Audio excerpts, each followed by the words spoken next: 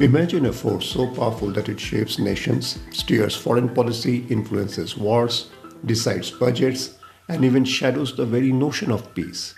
Yet it operates mostly behind the scenes. Welcome to globalheadwinds.com, and today we are diving into a story that began nearly a century ago. A story of an entity that many governments fear yet silently rely on, the military industrial complex. Picture the world at the end of the World War II. Factories that once produced tractors and washing machines had been turned into assembly lines for tanks, bullets, and bombers. When peace finally arrived, these massive industries suddenly stared at an uncomfortable question. What happens to a weapons industry when there is no war? After all, the bullets are designed to be fired, missiles are designed to be launched, and weapon companies survive only when their products are repeatedly consumed. In those tense early years after World War II, a new force began to take shape. A powerful alliance between politicians, generals, bureaucrats, and private defense manufacturers. It looked harmless on the surface and almost technical, even necessary.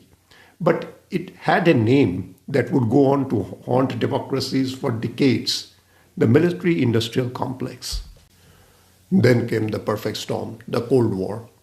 And for the newly formed defense industries, it was a gold mine. Suddenly, every conflict, every skirmish, every rumor of a threat became an opportunity, not for peace, but for procurement. Weapons contracts ballooned, secret projects multiplied, R&D exploded, and the military-industrial complex didn't just survive, it flourished. Names that today dominate American defense, Lockheed Martin, Raytheon, Northrop Grumman, Boeing, BAE Systems, General Dynamics became titans during this period. With billions of dollars at stake, these corporations could whisper into the ears of lawmakers, generals, and presidents influencing policy. In 1961, as he prepared to leave office, US President Eisenhower delivered a farewell speech unlike any other. His words still echo across history. In the councils of government, we must guard against the acquisition of unwarranted influence, whether sought or unsought, by the military-industrial complex. The potential for the disastrous rise of misplaced power exists and will persist. We must never let the weight of this combination endanger our liberties or democratic processes. We should take nothing for granted. Only an alert and knowledgeable citizenry can compel the proper meshing of the huge industrial and military machinery of defense with our peaceful methods and goals, so that security and liberty may prosper together. Eisenhower, a war hero and a five-star general himself, saw the monster growing from within. While the US and the USSR avoided direct war, the rest of the world became their battleground.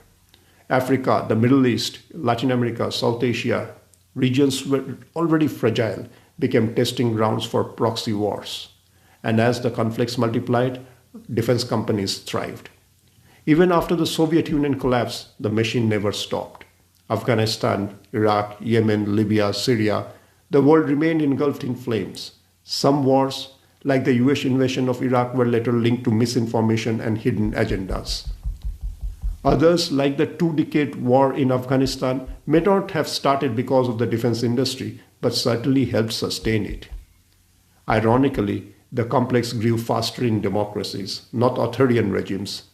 Because in democracies, lobbying, political funding, think tanks, and private corporations all intertwined, creating fertile ground for influence. For decades, Europe enjoyed peace. But Russia's invasion of Ukraine changed everything overnight. Defense budgets soared, weapons orders surged, and the companies that had almost gone dormant suddenly entered a new boom cycle. The military-industrial machine is whirring again, this time across the Atlantic. But here's where the story takes a new turn. Another democracy, vast and ambitious, is on the cusp of building its own military-industrial complex. India. Ranked fourth on the global firepower index, India, facing constant threat from its northern neighbor China and western neighbor Pakistan, has traditionally been one of the world's largest importers of weapons. Its defense industry was strictly centered around the public sector. But in the last decade, the country has undergone a dramatic transformation. private defense production has opened up. Companies like Tata, L&T, Bharat Forge, Adani Defence, and dozens of agile tech startups are now building drones powered by AI, robotics, artillery systems, missile components, and electronic warfare units. A new domestic defense ecosystem is taking shape fast.